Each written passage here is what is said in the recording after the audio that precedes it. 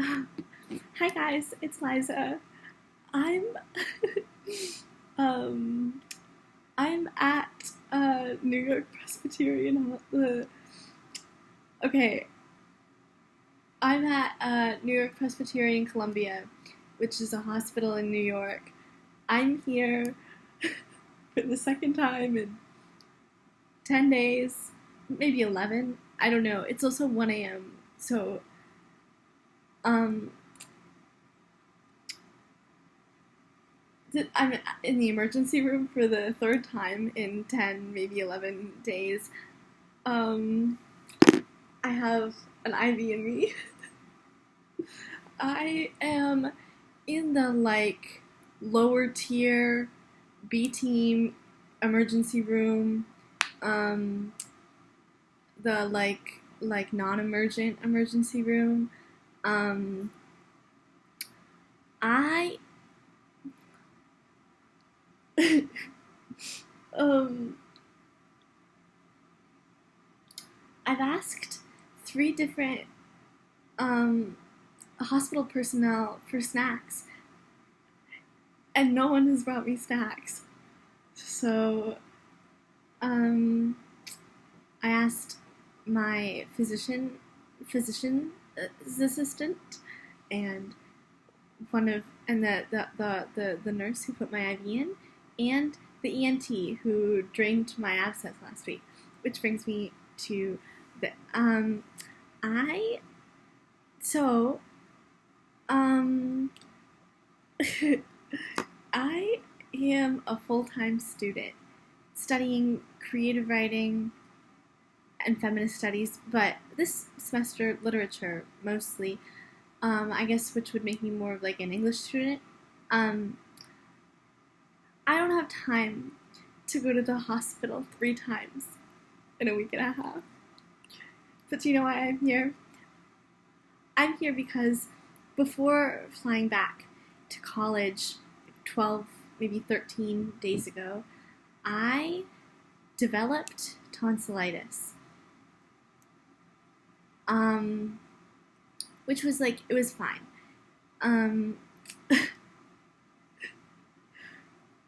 It was fine. I had tonsillitis. I got weirded out about it. I went to urgent care. I got diagnosed with a sore throat. And they were like, your prognosis is good. Just take it easy. And I was like, okay. And then it went away. And then a week-ish later, it came back. And it was a little worse this time. And I coincidentally also developed fibromyalgia, which I talked about in the video I just uploaded. I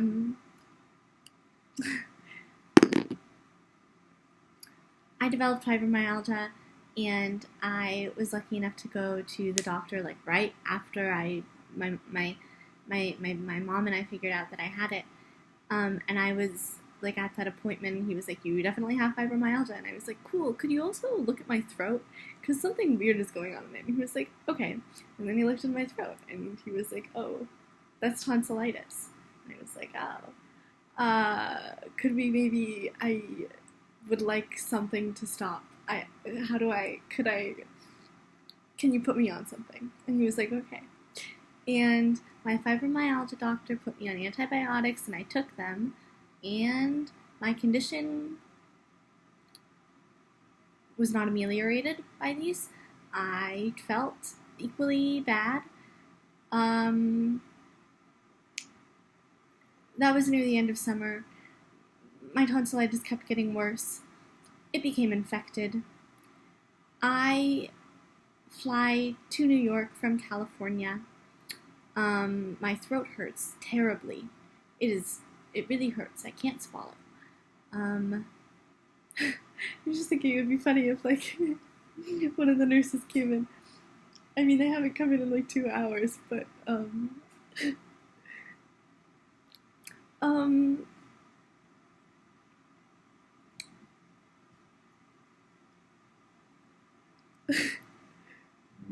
was I saying?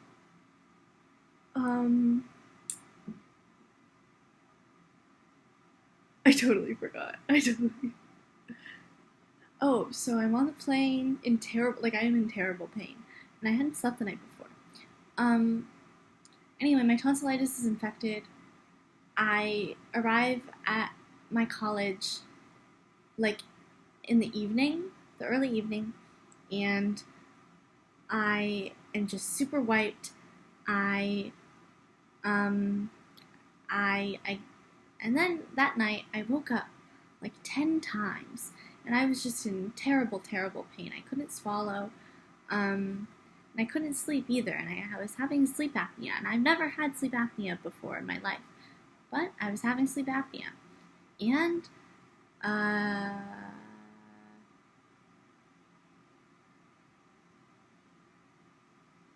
oh, I was just in terrible pain. And I woke up the next morning and begrudgingly went to student health. I was like, I woke up and I was like, it's strep. I have strep throat. That's great. I have strep. Um, so I went to student health and I wrote on a paper strep. And they were like, oh no. And then I like couldn't swallow. It was just, I was in terrible anguish. And the wonderful registered nurse who works at my school really collaborated with me and looked in my throat. I couldn't open my mouth, so I couldn't, that was difficult for me because I like to talk. And I just like couldn't communicate what was going on, but she like kind of was able to like get some visualization of my throat and was like, this is a peritonsillar abscess and it is emergent. For this reason, via security van, we are taking you to the hospital. I was like, okay. So then I was delivered to Lawrence Hospital, accompanied by my dear friend Gabrielle Gonzalez, who is, I think, my first subscriber on this channel. Gabrielle and I went to Lawrence Hospital. I couldn't tell them, I couldn't communicate to them that I had a peritonsillar abscess, which is pretty serious. You have to go to the emergency room for it. Also, if shit gets bad, you can end up in the ICU. And there are really bad complications. If the shit leaks out, yeah, I don't really know. But I couldn't tell them that I had that because I couldn't speak. So they were just like, oh, you have a sore throat? And I was like, yes. But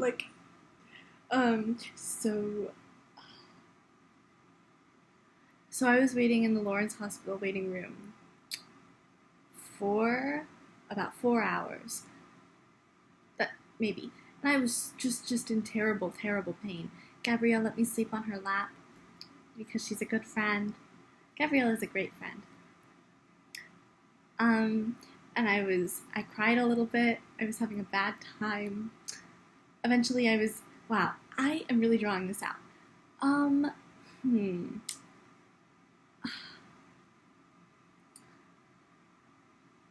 Succinctness is really not my strong suit. I'm in the Lawrence Hospital waiting room. They think I just have a sore throat. And I'm one of those women who just goes to the hospital every time she is in a little bit of discomfort. Eventually I'm admitted. I give all of the nurses a very difficult time, because they're trying to look in my throat and it's so I can't open my mouth at all, so they can't see it, and it's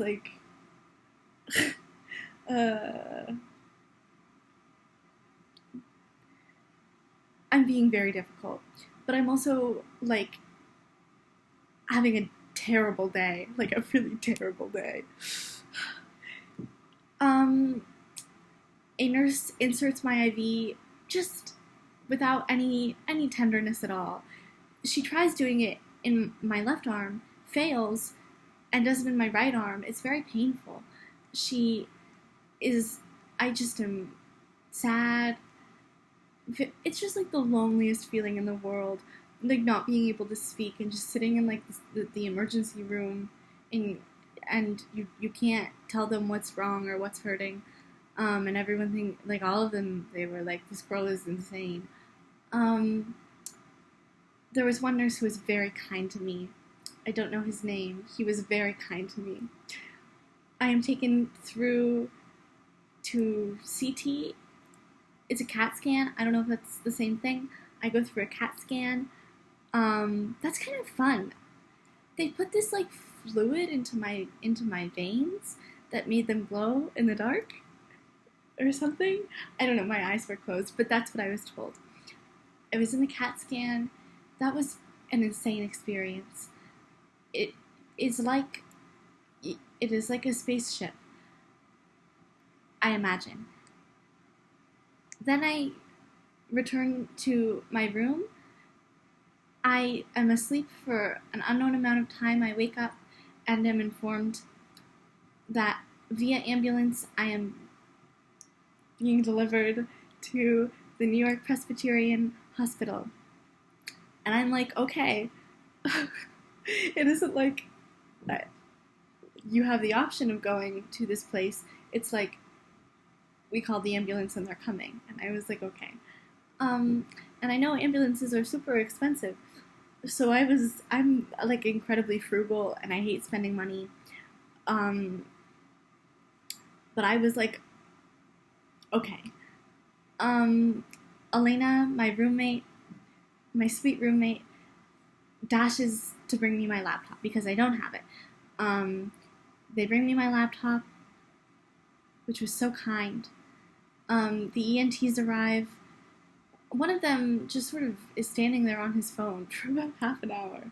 I am strapped into the stretcher after some time. This is just, it feels all very leisurely. Wow.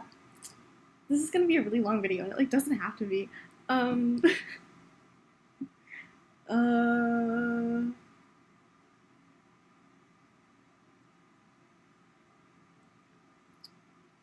am put into the stretcher. They strap me in. They wheel me around. I am put into the ambulance.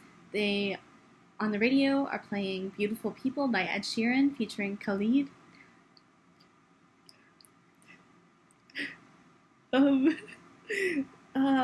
They drive me to this hospital, where I'm at now, at about 45 miles an hour. And when you think, ambulance ride, you think, very fast. This was not fast. Anyway, they take me out of the ambulance and into this hospital. I say to one of the ENTs that I feel like a princess, and for the duration of our period of interaction, he calls me princess. It's very nice. That's something I like to be addressed as. Then, now I am at Columbia Hospital. I am put into one room, and then and I interact with a very nice, young doctor with a lot of swagger who is wearing, like, Air Jordans, and he's like, here's what's up with your throat, and I'm like, okay. By this time, I had been I had like pain meds and like anti-inflammatory things in my IV, so like my swelling was like a lot less, and I could like talk, and I wasn't in pain anymore, and that was nice. So I was my, more or less my usual happy-go-lucky, fun-loving self. And he explained my condition to me, and I was like, great. I was paired with a wonderful nurse who was very kind to me. Then I was wheeled out into, the guy who I was sharing my room with had testicular cancer and found out that he would have to get one of his balls removed. And I watched him receive that news, and that was sad. Whoa, I felt really bad. But like his prognosis is good, you know. And the doctor explaining his case to him said that like 95% of people with this kind of cancer recover fully. It's just that he's gonna have to get one of his balls removed, and that sucks. I am wheeled out into the hallway because my case is non-emergent. And then and then I pick out some classes that I want to take because I like had to pick out classes. And I was like missing registration.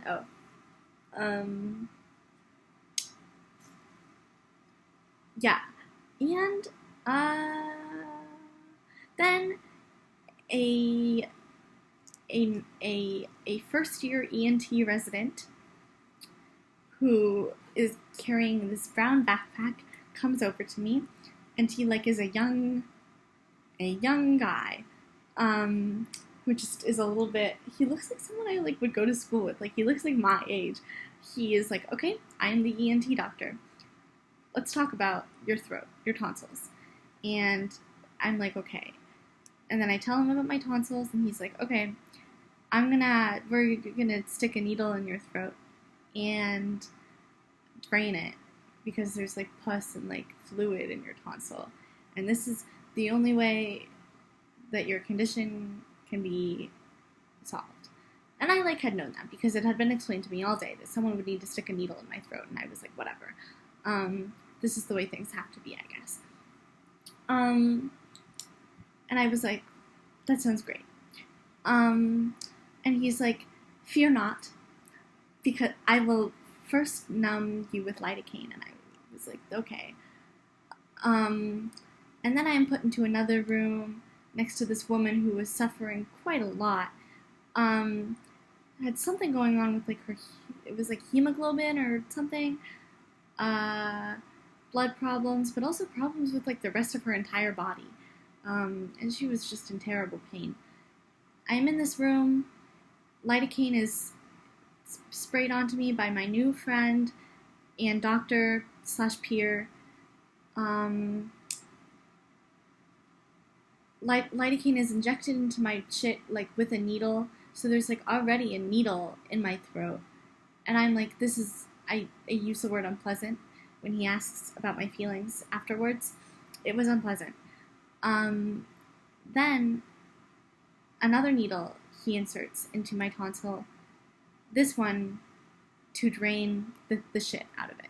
He called it an early abscess, so it was like kind of small. I can't believe how long this video is.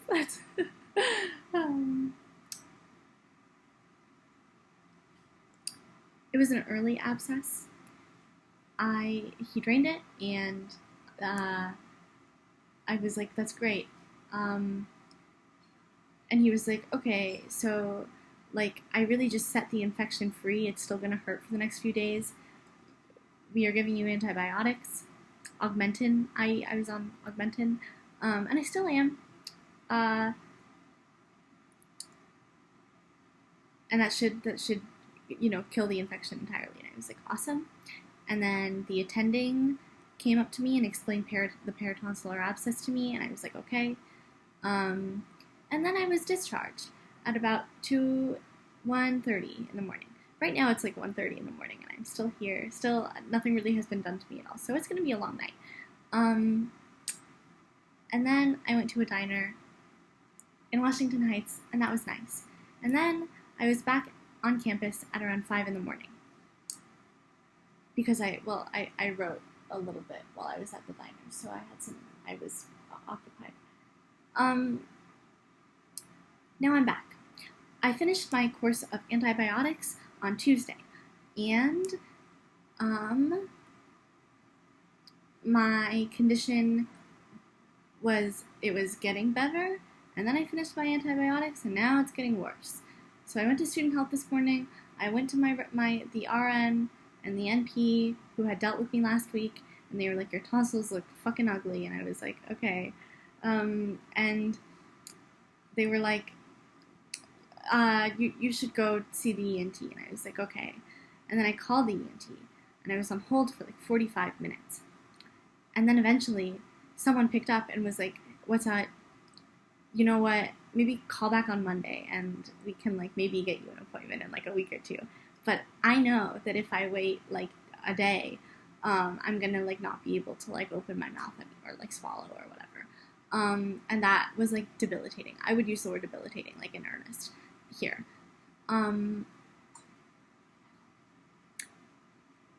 So I decided I am feeling terrible things happen in my throat. I will go to the emergency room. Now I'm in the emergency room. But, you know, yeah, so I delivered myself here. People looked like they were in people were really terrible pain. I was just kind of sitting there like, I feel fine. Like, I haven't really, whatever. I'm here now in the B team emergency room. I've been waiting. I've just like been waiting a lot. I've been here since like 7 p.m. It's like 1:30. Nothing has really been happening. Nothing. I haven't. They put an IV in like 2 hours ago. I watched the second half of the third Democratic debate because I only watched the first half. Last night, I've been on MGTOW. It's good that I like knew I would be in the hospital, so I packed a bag.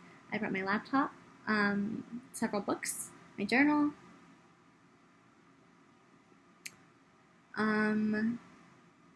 Yeah, so I think I'm gonna go through the CAT scan again, and I might get shit drained from my throat again. I don't know. I'm gonna be here for a while. Maybe I'll get a bagel tomorrow because I'll probably be released in the early morning. Maybe, I had a bagel today, actually. So maybe I'll have 2 bagels in a row. Which is exciting to think about.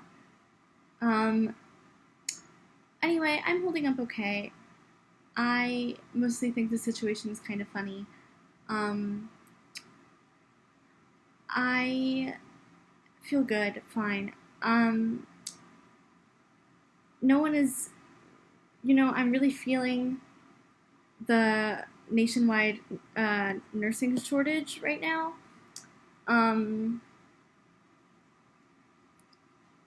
That's fine though. I miss my ENT doctor. He came in earlier and was like, I would say it's good to see you again, but it sucks. And I was like, I know. We are building a rapport. I mean, we would be building it a little faster if you would come back, but it's fine. I'm entertaining myself in here. So, I guess, yeah, I might go through a CAT scan again, might get a needle in my throat. I don't know. I could get surgery. Oh. Okay.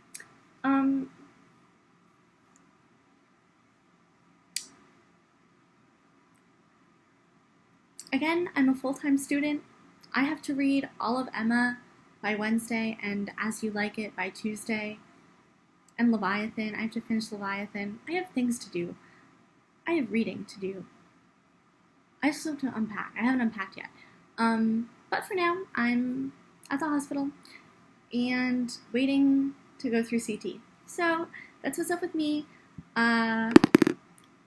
This video didn't need to be 24 minutes long, but whatever.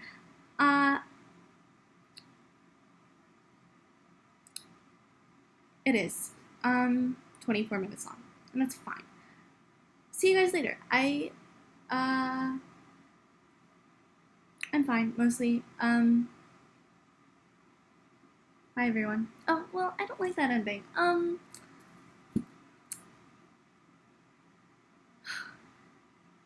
Have a good night, you guys. I am wishing you, I hope you guys have a good night. I'm fine, honestly. Okay, I'll see you guys later. I'm signing off.